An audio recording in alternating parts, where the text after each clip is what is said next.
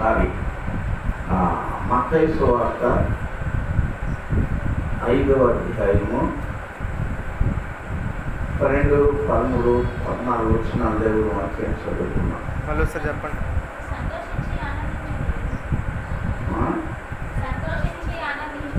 చదువు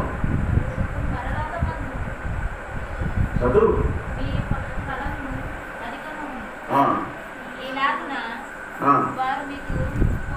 పూర్వమందు నేను ప్రవక్తలను హింసించిరి, మీరు లోకమునకు ఉప్పై ఉన్నారు. ఉప్పు నిస్సారమైతే అది దేని వలన సారము పొందును? అది బయట పారవేయబడే మనుషుల చేత ప్రక్కపడికే కానీ మరి దేనికి పనికిరాదు. మీరు లోకమునకు వెలుగై ఉన్నారు. కొండ మీద నుండి పట్టణము మరుగై ఉండనేరదు.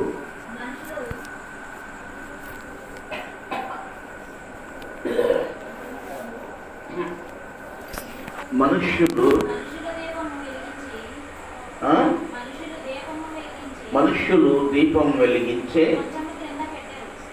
మంచము కింద పెట్టరు కానీ అది ఇంటనున్న వారందరికీ వెలుగుచుటకై దీపస్తంభం మీదనే దానిని పెట్టుదురు. చాలు. దేవుని స్తోత్రాలు. ప్రభు ఈ మాటలను అందరి కొరకు ఆశీర్వదించును గాక. చెప్పండి ఆమేన్. అది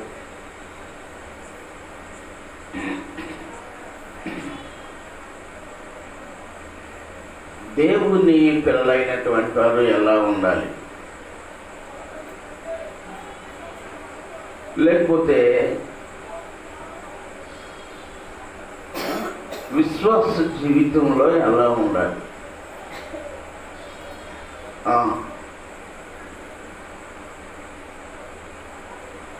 రక్షణ పొందినటువంటి వారు ఎలా ఉండాలి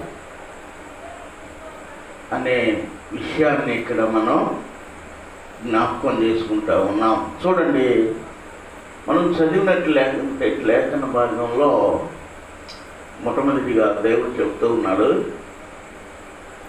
ఆయన బిడ్డలు ఎలా ఉండాలి అని కోరుకుంటున్నాడు అని అంటే,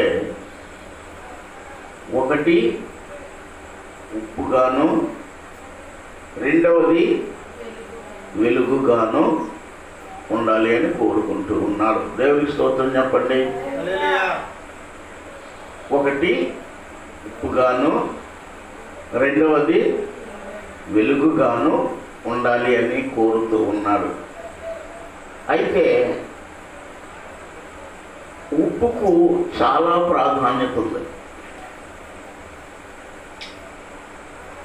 ఉప్పు కట్టలు వేసుకుంటారు, కొట్ల మీద ఉప్పు కట్టలు వేసుకుంటారు. వాటిని ఎక్కడ పెడతారో తెలుసా? రైస్ కట్టలు లేకపోతే సరుకులు లోపల ఎక్కడో పెడుతుంటారు. కానీ ఉప్పు కట్టలు ఎక్కడ ఉంటాయి? బయటే పెడతారు. ఈ కొట్లో ఉండటానికి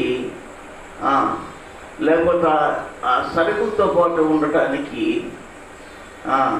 వీటిని ఉంచరు వాటితో పాటు.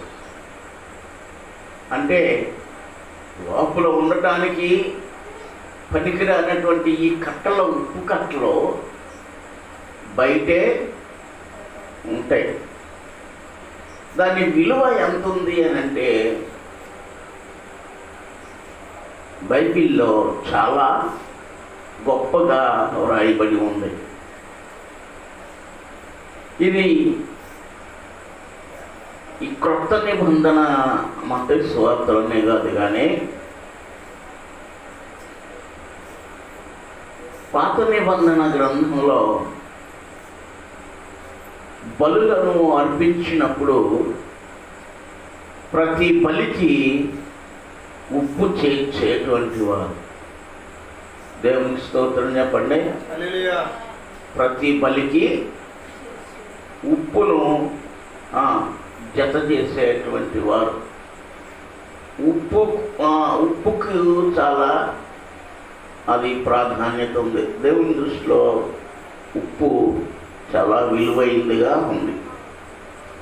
ఎందుకంటే బలులలో, దహన బలులలో దేనిని ఉపయోగిస్తూ ఉంటారు. ప్రభు చిత్తం అయితే ఈ ఉప్పు అనేటువంటి ఈ మాట మీద మరి సమయం వచ్చినప్పుడు దాని మీద ప్రసంగిస్తాం, దేవుడు ఏర్పాటు చేస్తారు. కనుక ఇక్కడ ఈ మత్తయి సువార్తలో రాయబడిన విధంగా ఉప్పు నిస్సారమైతే అది దీని వలన సారము పొందును. ఉప్పు నిస్సారమైతే దేని వలన సారము పొందును. ఉప్పు సారము లేనటువంటి ఉప్పు ఎంత వేస్తే మాత్రం టేస్ట్ వస్తుందా? రాదు. అందుకనే ఒక సామెత చెప్తారు, ఉప్పు అంటదంట, అన్నీ వేసి చూడు నన్ను చూడు అంట. దేవుని స్తోత్రం. అంటే ఏ వంటకంలోనైనా ఏం జత చేయాలి? ఉప్పుని జత చేయాలి.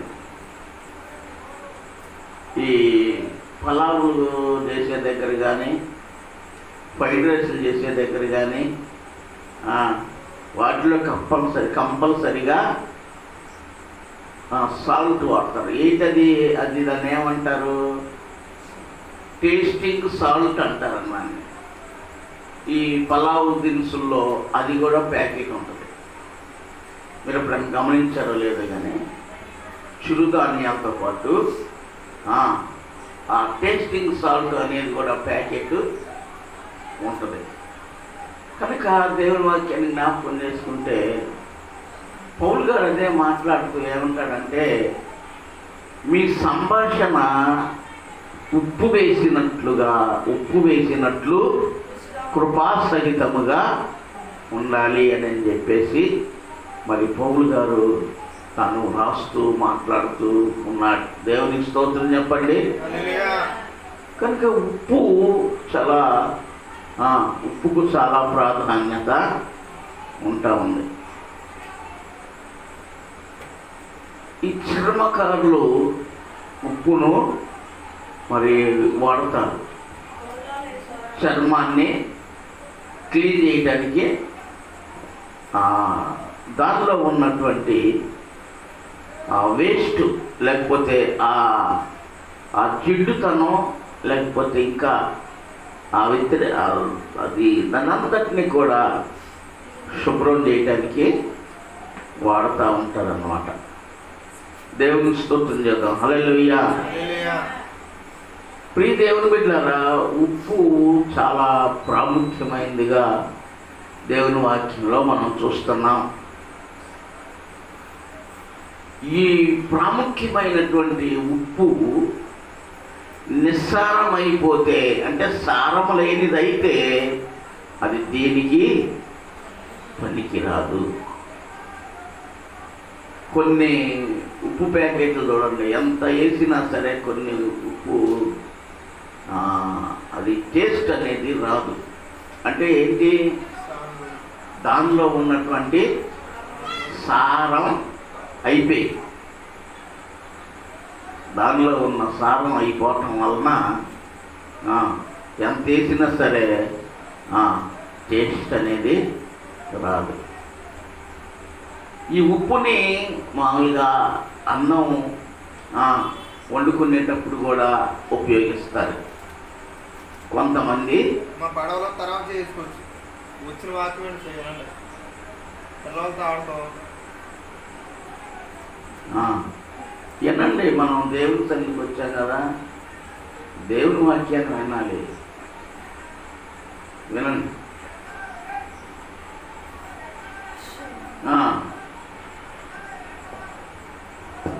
కలిపేస్తుందా? వేసే ఉంది. దేవుని స్తోత్రం చెప్దాం. హల్లెలూయా. హల్లెలూయా. ఉప్పుని ఆహారం వండేటప్పుడు కూడా కొందరు ఉపయోగిస్తూ ఆహారంలో అన్నంలో వేసి వండుతారనమాట. ఈ ఉప్పు ఎలాంటిదో దేవుని యొక్క రక్తము చేత కడగబడి కొనబడినటువంటి వారు కూడా అలాంటి వారే అని దేవుని వాక్యం తెలియజేస్తుంది. స్తోత్రం చెబుతారా? హల్లెలూయా.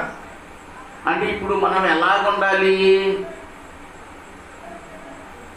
ఉప్పు వలె ఉండాలి. ఏ ఉప్పు? రెండు రకాలైన ఉప్పులు ఉన్నాయి. ఒకటి సారం కలిగినటువంటి ఉప్పు, రెండోది సారము లేనటువంటి ఉప్పు. ఇప్పుడు నేలలో కూడా రకాలు ఉన్నాయి. ఒకటి సారవంతమైనటువంటి నేల, భూమి. రెండోది దాన్ని ఏమంటాం? సౌడు నేల అంటాం, సౌడు భూమి అంటాం. ఈ సౌడు నేలలో పంటలు సరిగా పండవు.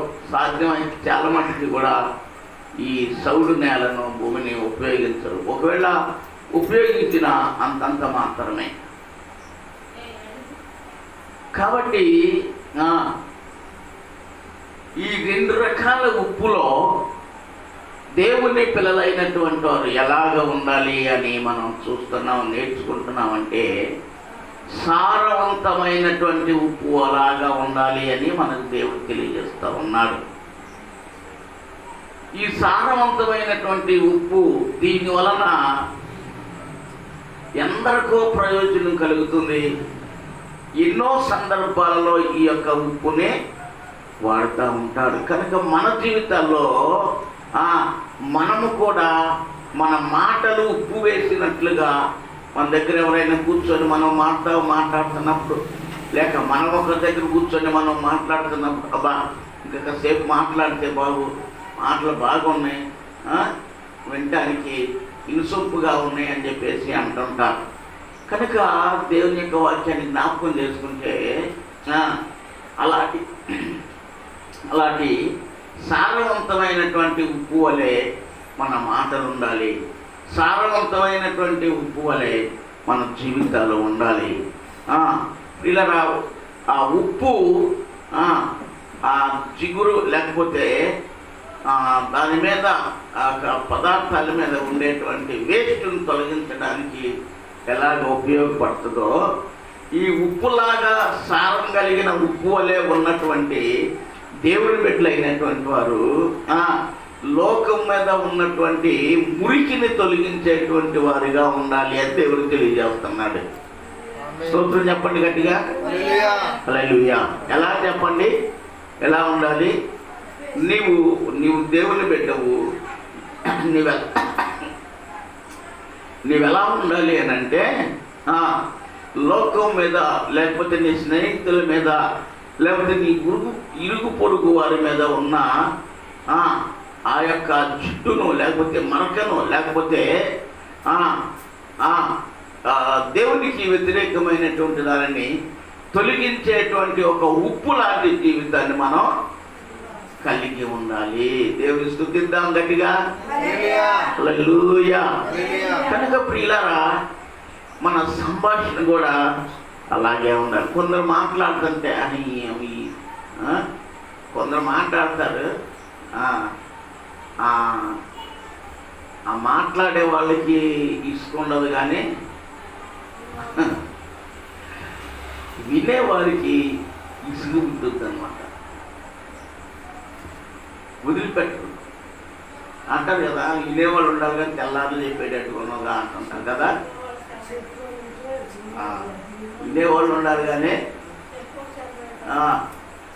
ఎట్లా చెప్పింది చెప్పకుండా చెబుతాం. కనుక ప్రియమైన దేవుని బిడ్డలారా, అలాంటి జీవితం కాదు, కానీ అది నిస్సారమైనటువంటి ఉప్పు జీవితానికి సాదృశ్యంగా ఉంది. అది అంటే ఈ ఉప్పు ఎలాంటిది అనంటే విలువైనటువంటిది. కనుక ఈ విలువైనటువంటి ఉప్పు జీవితాన్ని, ఉప్పు లాంటి ఒక పవిత్రమైనటువంటి జీవితాన్ని మనం కలిగి ఉండాలి అని దేవుడు తెలియజేస్తూ ఉన్నాడు. సారం లేని ఉప్పు అది దేనికి కూడా పనికిరాదు. అది ఉపయోగించిన దానివల్ల ఉపయోగం ఉండదు, దానివల్ల ఉపయోగము ఉండదు. కనుక ఈ సారం లేని ఉప్పు ఏం చేస్తుంది అంటే ప్రియమైన వల్ల టయాన్ని వేస్ట్ చేస్తుంది, సమయాన్ని వేస్ట్ చేస్తుంటుంది. ఈ సారం లేనటువంటి ఉప్పు బయట పారవేయబడి త్రొక్కబడుటకి కానీ మరి దేనికి కూడా పనికిరాదు. ప్రియులారా, మన జీవితాలు ఈ సారం లేని ఉప్పు వల్లే కాదు ఉండవలసింది సారం కలిగినటువంటి ఉప్పు లాంటి జీవితాన్ని మనం కలిగి ఉండాలి. చూడండి, మన యొక్క మాట తీరు కానీ లేకపోతే మన యొక్క ప్రవర్తన తీరు కానీ మన యొక్క పద్ధతులు కానీ చూస్తున్నప్పుడు నేను కూడా ఇలాగ నేర్చుకోవాలి, ఇలా ఉండాలి అనేటువంటి పరిస్థితుల్లోకి రావాలి. ఎదుటివాళ్ళు అలాంటి పరిస్థితుల్లోకి రావాలంటే ఇది ఏ ఉప్పు? సారం కలిగినటువంటి ఉప్పు. ఏ ఉప్పు చెప్పండి? సారం కలిగినటువంటి ఉప్పు. నాయన మళ్ళీ సమయం దొరికితే కనుక ఇగో ఫలానా వాళ్ళ దగ్గరికి పోకూడదు అని చెప్పేసి అనేటువంటి పరిస్థితుల్లో మన జీవితంలో ఏమాత్రం ఉండకూడదు. ఇది సారం లేనటువంటి ఉప్పు. మన మాటలు కూడా ఆకర్షణీయత కనిపించాలి. అందుకనే దేవుడు రక్షించబడినటువంటి వారిని దేనితో పోల్చాడు అని అంటే చెప్పండి? ఉప్పు, సారము కలిగినటువంటి ఉప్పుగా పోల్చాడు. యేసుక్రీస్తు ప్రభువులో లేనటువంటి వారిని నిస్సారమైనటువంటి ఉప్పు కంటే సారము లేనటువంటి ఉప్పుగా మరి కనబడుతూ ఉంది, దాని గుర్తుగా కనిపిస్తూ ఉంది. కాబట్టి ప్రియమైనటువంటి దేవుని బిడ్డలారా, ఈ రాత్రికాల సమయంలో దేవుని యొక్క వాక్యం తెలియజేస్తూ ఉంది. ఉప్పు సారం కలిగిందే, కానీ అది నిస్సారం అయినప్పుడు అది ఎక్కడ పడవేయబడింది? బయట పారవేయబడి త్రొక్కబడికే కానీ మరి దేనికి కూడా పనికిరాదు. దేవుని స్తోత్రాలు. చూడండి, బాగా దగ్గొస్తున్నప్పుడు ఉప్పు గల్లులు ఉంటాయి కదా, తెలంగాణ సైడ్ ఏమో ఉప్పు రాళ్ళు అంటారు వాటిని. మనమేమో ఉప్పు గడ్డ ఏమంటాం వాటిని?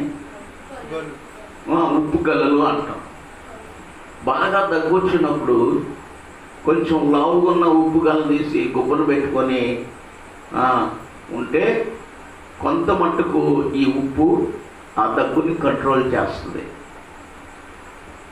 మరి మా స్కూల్లో మేము చదువుకునేటప్పుడు నాకు ఒకసారి ఇలాగే బాగా దగ్గుతూ ఉంటే మరి మా టీచర్ గారి యొక్క భర్త ఆయన చెప్పాడు, అబ్బాయి తెలంగాణ ఆయనది, ఎందుకు భయా అలాగే దగ్గుతావా,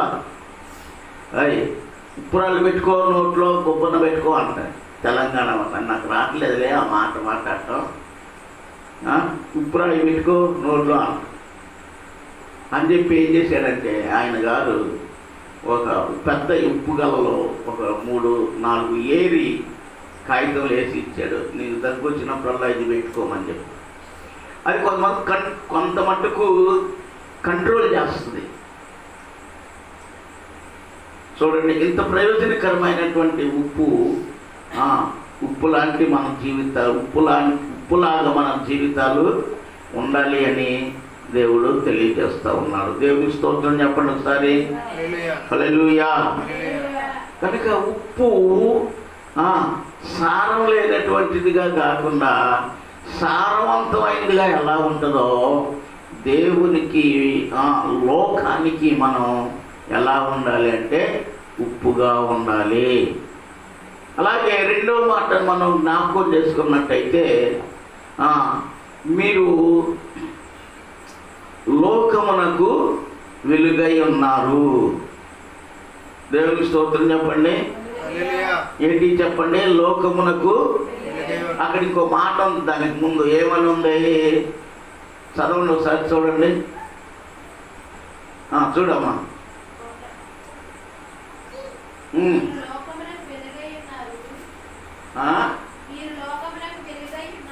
మీరు అనే మాట కావాలి అక్కడ. వెలుగై ఉన్నారు అని అనలేదు.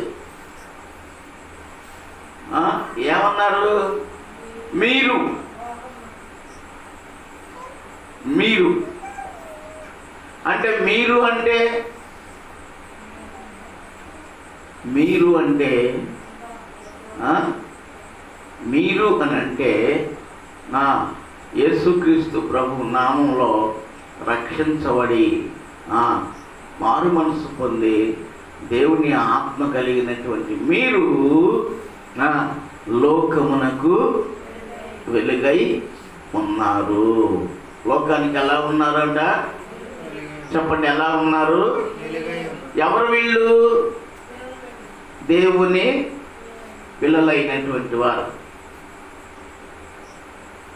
మన తండ్రి ఎలాంటి వాడు? ఈ సందర్భంలో చెప్పాలి. అన్ని రకాలు, చాలా రకాలుగా చెప్తాం. మనం ఈ వాక్యాన్ని అనుసరించి మనం వెలుగును గురించి మాట్లాడుతున్నాం కాబట్టి ఇది సందర్భంలో మనం గుర్తు చెప్పాలి. మనం అనుసరిస్తున్న మన దేవుడు ఏమై ఉన్నాడు? Okay, right. దేవుని స్తోత్రాలు. వెలుగై ఉన్నటువంటి వాడు. దేవుని స్తోత్రాలు. ఇంకా తర్వాత మరి మన దేవుడు ఇంకా ఏమై ఉన్నాడు అని అంటే, ఒక మాట బైబిల్ గ్రంథంలో మనం జ్ఞాపకం చేసుకుంటే, మలాకీ గ్రంథంలో ఈ మాట మనం చూస్తాం. చూడండి, ఒక్క మాట మాత్రమే చదవండి. 4వ అధ్యాయంలో 2వ వచనంలో ఫస్ట్ మాట చదవండి.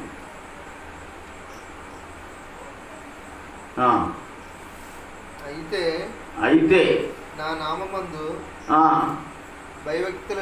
భయభక్తులు గల వరకు మీకు నీతి సూర్యుడు ఉదయించును. చాలు. మన దేవుడు ఏమై ఉన్నాడు అని మనం జ్ఞాపకం చేసుకుంటే, నీతి సూర్యుడు. చెప్పండి, దేవుడు, మన దేవుడు ఏమై ఉన్నాడు? నీతి సూర్యుడు. కాబట్టి నీతి సూర్యుని యొక్క పిల్లలు కూడా ఎలా ఉండాలి అని అంటే, నీతి కలిగి లోకమందు ప్రకాశించేవారుగా ఉండాలి. దేవుని స్తోత్రం చెప్పండి. లోకమందు ప్రకాశించేవారుగా ఉండాలి. చూడండి, చీకటి ప్రాంతంలో ఒక లైటు వెలిగిస్తే అక్కడ ఉన్న చీకటి అంతా పోతుంది. అంటే వెలుగుమయమై ఉంటుంది. ఆ ఫోకస్ ఎంతవరకు ఉంటుందో అంత లెక్క ఆ ఫోకస్ ఉన్నంత వరకు వెలుగుగానే ఉంటుంది.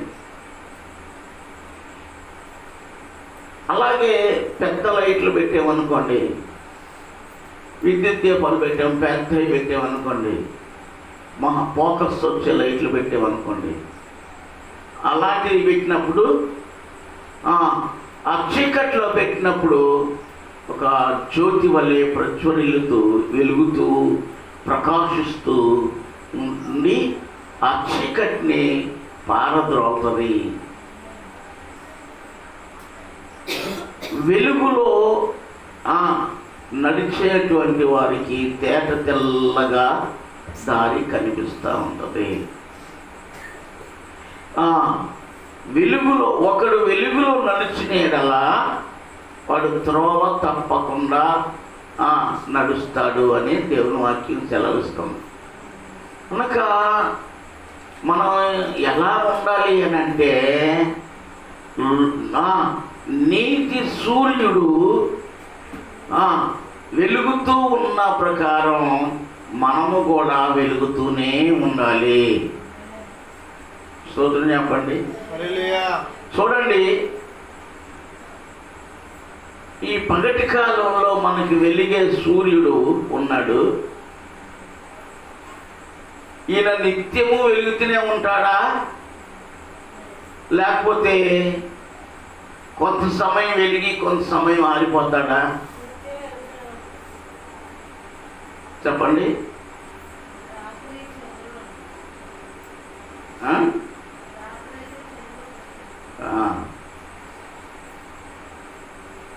మా దగ్గర మెమరీ కార్డు మేము దాంట్లో ఉంది. కొన్ని దేశాల్లో 12 గంటల వరకు వెలుగుగా ఉంటుంది, తర్వాత 12 గంటలు చీకటి. తర్వాత రాను దేశాల్లో సూర్యుడు క్రిందకు అనగా భూమి తిరుగుతున్న కొద్దీ 14 గంటలు పెరుగుతూ ఉంటుంది. పగటి కాలం 16 గంటలు 17 గంటలు. ఆ సూర్యోదయంకి వెళ్ళి ఉన్నటువంటి దేశాలైతే 24 గంటలు కూడా ఆ సూర్యుని యొక్క కాంతి ఉంటుంది అని చెప్తూ ఉంటారు. కానీ ఇది దేవుడు ఏర్పాటు చేసింది ఏంటనంటే, పగలు రాత్రిని ఏర్పాటు చేశాడు. ఈ సూర్యుడు కొన్ని ప్రాంతాలకు రాత్రులు కనుక వెలగడు కనుక నీతి సూర్యుడు అయితే నిత్యము ఆయనకు చీకటి లేదు. ఆయనకు ఆ నీతి సూర్యుడు వెలుగుతూ ఉన్న ఆ ప్రాంతంలో, లేకపోతే ఆ జీవితంలో, లేకపోతే ఆ గ్రామంలో, లేకపోతే ఆ పట్టణంలో, ఆ ప్రపంచంలో ప్రియులారా చీకటి అనేది ఎంత మాత్రం కూడా ఉంటుందా? ఉండదు. దేవుడు ఈ లోకంలో రాత్రి ఉండే చీకటి గురించి కాదు కానీ చెప్తూ ఉన్నది, ఈ లోకంలో ఉన్న పాపపు చీకటిని గురించి దేవుడు మాట్లాడుతూ ఉన్నాడు. కనుక ఈ పాపలోకంలో మనం జీవిస్తూ ఉన్నాం కనుక మన జీవం ఎలా ఉండాలి అని అంటే, ఒక జ్యోతి వలె ప్రజ్వరిల్లుతూ ఉండాలి. నువ్వు ఉంటున్న నీ కుటుంబంలో ఒక జ్యోతి వలె వెలుగుతూ ఉండాలి. నీవు ఉంటున్నటువంటి సంఘంలో ఒక జ్యోతి వలె వెలుగుతూ ఉండాలి. నీవు ఉంటున్నటువంటి నీ యొక్క గ్రామంలోని ఒక జ్యోతి వలె వెలుగుతూ ఉండాలి. దేవునికి స్తోత్రం చెప్పండి. హల్లెలూయా. కనుక ప్రియులారా, ఒకడు పగటి వెలుగులో మనం నడుచుకున్నట్లుగానే నీతి సూర్యుని యొక్క వెలుగు కలిగినటువంటి వారమై వెలుగుతూ మన యొక్క ఉదయ కాంతిలో ఇతరులు నడుచుకోవాలి. ఇది దేవుని బిడ్డల యొక్క లక్షణము, దేవుని పిల్లల యొక్క లక్షణము. కాబట్టి ప్రియా దేవుని బిడ్డలారా, దేవుని వాక్యాన్ని మనం జ్ఞాపకం చేసుకున్నట్లయితే ఈ ఉదయకాల సమయం, ఈ రాత్రికాల సమయంలో మనం ఎలా ఉండాలనంటే చెప్పండి, వెలుగుతూ ఉండేటువంటి సూర్యుని వలె మనం కూడా వెలుగుతూ ఉండాలి. నీతి సూర్యుడు ఎలాగో వెలుగుతూ ప్రకాశిస్తూ ఉంటాడో అలాగనే మన జీవితాలు కూడా వెలుగుతూ ఉండాలి అని దేవుడు తెలియజేస్తున్నాడు. ఇక్కడ మాట మనం జ్ఞాపకం చేసుకున్నట్లయితే, మీరు లోకమునకు వెలుగై ఉన్నారు అని చెప్పి ఇక్కడ ఒక మాట ఏం మాట్లాడుతున్నారు అన్నది దేవుని వాక్యాన్ని చూస్తే, మనుషులు దీపం వెలిగించి కొంచెం క్రింద పెట్టరు కానీ అది ఇంటనున్న వారందరికీ వెలిగించుటకై ఎక్కడ పెడతారండి? దాన్ని దీపస్తంభం మీద దానిని పెడతారు. దేవునికి స్తోత్రం చెప్పండి. హల్లెలూయా. దీపస్తంభాలు తెలుసా మీకు? చూసారా? ఓకే.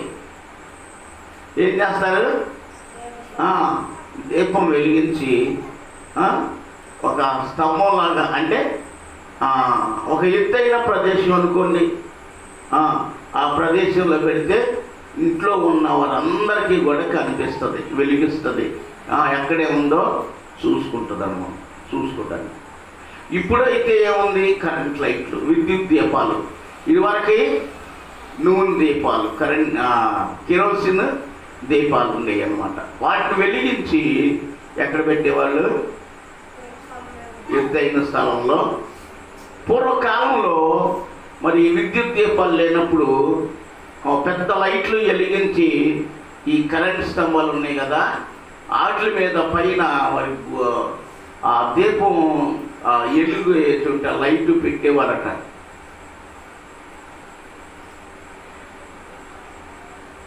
ఎందుకని అది అంతటా ప్రకాశించి ఆ వెలుగులో ప్రజలు నడుచుకోవాలి అని. అలాగే మన జీవితంలో కూడా ప్రియ దేవుని బిడ్డలారా, నిత్యము వెలుగుతూ ఉండాలి. ఈ వెలుగుకు చీకటి అనేది రాకూడదు. ఈ ఈ ఈ ఉదయకాంతిలో, నీటి సూర్యుని యొక్క ఉదయకాంతిలో నీవు ఎలా నడుచుకుంటూ ఉన్నావో, నీ నుండి ఉదయించే ఆ కిరణాలలో మన ప్రక్కన వాళ్ళు, మన స్నేహితులు, మన ప్రజలు నడుచుకోవాల్సినటువంటి అవసరత అంతైనా ఉంటుంది. దేవుని స్తోత్రం చెప్తారా? హల్లెలూయా. కాబట్టి నీవెవరివి అని ఒక మాట నువ్వు ప్రశ్న వేసుకుంటే యేసయ్య చెబుతున్నటువంటి మాట ఏంటంటే, నీవు వెలుగుతూ నిత్యము ప్రకాశిస్తున్నటువంటి దీపము. ఇక్కడ ఒక మాట చదువుదాం చూడండి. మనుషులు మీ సత్క్రియలను చూచి పరలోకమందున్న మీ తండ్రిని మహిమపరచునట్లు వారి ఎదుట మీ వెలుగు ప్రకాశింపనీయుడి అన్న. దేవుని స్తోత్రం చెప్పండి గట్టిగా. హల్లెలూయా. ఏమండి, వెలుగుతూ ఉన్నటువంటి నా జీవితాల్లో మనం ఉన్నటువంటి ప్రాంతాలలో మన వెలుగు ఏం చేయాలట? చెప్పండి, ఏం చేయాలి? ప్రకాశించాలి. ఆ వెలుగు ప్రకాశిస్తూ ఉంటే ఆ వెలుగులో అనేకులు నడుచుకుంటారు. అనేకులు నడుచుకొని తరువాత వారు కూడా వెలిగించబడతారు అని దేవుని యొక్క లేఖనం తెలియజేస్తూ ఉంటుంది. కాబట్టి ప్రియ దేవుని బిడ్డలారా, మనం లోకానికి వెలుగై ఉన్నాం. మన యొక్క వెలుగు వారి ఎదుట, లోకం ఎదుట ఏం చేయబడాలి అంటే, ఏం చేయబడాలి? ప్రకాశింపనివ్వాలి. నీ వెలుగుని పాత్రతో కప్పేయకూడదు, కొంచెం కింద పెట్టకూడదు. పాత్రతో కప్పు. దేవుని చేత వెలిగించబడ్డావు, ఆయన రక్షణ చేత వెలిగించబడ్డావు. ఆయన యొక్క ఆయన ఇచ్చిన రక్షణ జీవితం ద్వారా నువ్వు వెలిగించబడ్డావు. వెలిగించబడినటువంటి నా జీవితాల్లో ఈ వెలుగును మనం ఒక పాత్రతో కప్పివేయకూడదు. కప్పివేసినప్పుడు ఇది ఎంత దూరం ప్రకాశిస్తుంది? చెప్పండి. ప్రకాశిస్తుందా? వెలుగుద్దా? అసలు పాత్రతో కప్పేసినప్పుడు ఆ దీపం ఏమైపోద్ది? ఆరిపోద్ది. ఎందుకని? మేము చదువుకునేటప్పుడు మరి మా పాఠాల్లో సైన్స్ పాఠంలో మాకు ఈ లైట్ గురించి చెప్పారన్నమాట. దానికి అది ఎందుకని పాత్రతో కప్పేసినప్పుడు ఆరిపోద్ది అంటే, దానికి ఆమ్లజని అనేటువంటి ఒక పదార్థం గాలిలో ఉంటుందంట. ఆ పదార్థం అనేది దానికి తగలాలి. తగిలినప్పుడు అది వెలుగుతూ ఉంటుంది. కనుక పాత్రతో కప్పేసినప్పుడు ఏం తగలదో అది ఆ పదార్థం ఆమ్లజని అనేది అది పాత్ర అది అనేది తగలదు, కాబట్టి అది ఆరిపోతుంది అని మాకు పాఠంలో మేము నేర్చుకున్నాం, మేము చదువుకునేటప్పుడు. కాబట్టి మరి దాని పేరు ఏంటంటే గుర్తు తెలియలేదు, అందుకోసం నేను ఆమ్లజని అని చెప్పాను. కాబట్టి ఇప్పుడు ఇలారా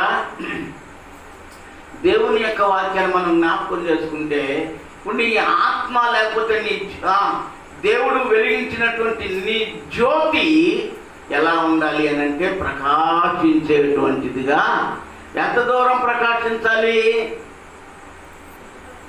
ప్రకాశించాలి? లోకమందంతటా ప్రకాశించాలి. నీతి సూర్యుడు లోకమంతట కూడా ప్రకాశిస్తున్నట్లుగా ఆ దేవుడు వెలుగై ఉన్నాడు. యోహాను సువార్త 9వ అధ్యాయంలో దేవుడు ఒక మాట చెప్తాడు, నేను లోకమునకు వెలుగై ఉన్నాను అని దేవుడు చెప్తుంటాడు. దేవుని స్తోత్రం చెప్పండి. యేసు ప్రభు వారు చెప్తూ ఆయన ఒక మాట చెప్తున్నాడు, నేను లోకమునకు వెలుగై ఉన్నాను అన్నాడు. లోకమునకు ఆయన వెలుగై ఉన్నాడు కనుక మనలను వెలిగించాడు. చీకటి వెలిగిస్తుందా? చీకటి మనకు వెలుగునిస్తుందా? చీకటి మనల్ని వెలిగిస్తుందా? వెలిగించదు. ఇదివరకటి దినాల్లో ఈ విద్యుత్తు, ఈ కరెంటు లేని దినాల్లో నా చిన్నప్పుడు అప్పుడు కరెంట్ ఉంది కానీ అందరూ పెట్టుకునేవాళ్ళు కాదు. ఏం చేసేవాళ్ళు అంటే ఎక్కువ కెరోసిన్ లైట్లు వెలిగించేటువంటి వారు. ఎవరైనా ఒకళ్ళు దీపం వెలిగించినట్లుగా అద్దం కట్టుకొని ఏం చేస్తారో వెళ్ళి ఆ ఒక దీపానికి చుట్టుపక్కల దీపాలందరూ కూడా వచ్చి ఏం చేస్తారు, వెలిగించుకుంటూ ఉంటారు. నేను కూడా అలాగా చేశాను అన్నమాట. ఎవరైనా ఒకళ్ళు పొయ్యి మంటేస్తే వాళ్ళ దగ్గరికి వెళ్ళి నిప్పులు వేసుకొచ్చుకొని వాళ్ళు పొయ్యి మంటేస్తూ ఉండేటువంటి వారు. అలాగే నేను కూడా చేశాను అలాంటి పనులు. కనుక ప్రియమైన దేవుని బిడ్డలారా, అది ఎలాగ ప్రయోజనకరంగా ఉంటుందో అదే అంత ప్రయోజనకరంగా ఉంటే, అదే అంత ఉపయోగకరంగా ఉన్నప్పుడు దేవుని చేత నీతి సూర్యుని కిరణాలలో వెలుగుతూ ఉన్నటువంటి మనం ఇంకా ఎంత దూరం ఎంతమందికి ప్రకాశించాల్సినటువంటి అవసరం ఉంటుందో ఒక్కసారి మనల్ని మనం జ్ఞాపకం చేసుకోవాలని దేవుని యొక్క వాక్యం మనం హెచ్చరిస్తూ ఉంటుంది. మనం ఎవరమే అంటే శరీర సంబంధులము కాము, క్రీస్తు యొక్క రక్త సంబంధులము. ఎవరు మనం? క్రీస్తు యొక్క రక్త సంబంధం కనుక ఆ దేవుని పిల్లలైనటువంటి వారు నిత్యము కూడా వెలుగుతూనే ఉండాలి అని దేవుడి రాత్రి తెలియజేస్తూ ఉన్నాడు. ఇది చాలా ఈ ఉప్పు వెలుగును గురించినటువంటి సబ్జెక్టు మరి చాలా పెద్ద సబ్జెక్టు. అయితే నేను ముగించేస్తున్నాను ఈ రాత్రి సమయంలో. కనుక ప్రియులారా, మనం మొట్టమొదట ఎలా ఉండాలి? ఏ ఉప్పు? సారం కలిగినటువంటి ఉప్పు వలె మన జీవితాలు ఉండాలి. రెండవదిగా మనం ఎలా ఉండాలి అని అంటే వెలుగై ఉండాలి, వెలుగును కలిగి ఉండాలి. ఈ వెలుగు వారి ఎదుట అనగా లోకం ఎదుట ఏం చేయబడాలి? చెప్పాలి, ఏం చేయబడాలి? ప్రకాశింపబడాలి. మనలో ఉన్న వెలుగు ప్రకాశింపనీయాలి. ఒకవేళ ఇప్పటి వరకు అలాంటి జీవితం లేదు. అందుకోసమే ఈ నెల చివరిలో పెడుతున్నటువంటి ప్రార్థనలు ఎక్కడ ఎప్పుడు ఎలాగ పడిపోయినా తప్పిపోయినా సరి చేసుకోవడం కోసమే మనకు ఈ ప్రార్థనలు. మరి మేము రక్షణ పొందినటువంటి మా సహవాసంలో అయితే మరి ప్రతి నెల 1వ తారీఖు నుండి 5వ తారీఖు వరకు సంఘంలో ఉపవాస ప్రార్థనలు అని మరి పెట్టేటుంటారు. పగలు రాత్రులు కూడా పెడతా ఉంటారనమాట. వాటి వల్ల ఆ ప్రార్థనల వల్ల ఒకవేళ మనం తొందరపడినా కానీ వెంటనే మనం సరి చేసుకోవడానికి ఆ దినాలు చాలా ఉపయోగకరంగా ఉంటాయి. కనుక ప్రియులారా, మరి నేనైతే మన సంఘంలో మరి నెల చివరి అని చెప్పి ఈ రీతిగా నేను ఒక్కరోజు పెడుతూ ఉన్నాను. కాబట్టి ప్రియులారా, మన జీవితాలు అటు ఉప్పుగాను ఇటు వెలుగుగాను. ఒకవేళ ఏ పొరపాటులోనైనా ఒక్కోసారి వెలిగిస్తున్నటువంటి దీపము మరి ఒకసారి కాంతిని ఇవ్వదు, వెలుగుతుండదు కానీ కాంతిని ఇవ్వదు. ఎందుకని? ఆ లైట్ వెలిగించి దానికి ఏం పెడతారు? గాలి తగలకుండా గ్లాస్ పెడతారు, అద్దం. ఆ అద్దానికి ఈ యొక్క మసి పట్టిందనుకోండి, ఎలుగుతున్నట్టు కనబడదు, కానీ వస్తువులు కనబడతాయా? కనబడవు. అలాగా మన జీవితాలకు అలాగ మసి లాంటిది ఏదైనా లోకంలో ఉన్న ఏదైనా సరే అంటినట్లయితే ఈ సరి చేసుకునే ఈ దినాన్ని దేవుడు మనకిచ్చాడు. అందుకోసమే ప్రతి నెల చివర ఇలాంటి ప్రార్థనలో ఏర్పాటు చేస్తూ ఉన్నాం. కనుక ఈ మాటలు వింటున్న మన జీవితాల్లో ఉప్పు వలె, రెండవది వెలుగు వలె, ప్రకాశిస్తున్న వెలుగు వలె, సారం కలిగిన ఉప్పు వలె ఉండాలని తెలియజేస్తూ ఈ నా మాటలు ముగిస్తూ ఉన్నాను. దేవుడు తన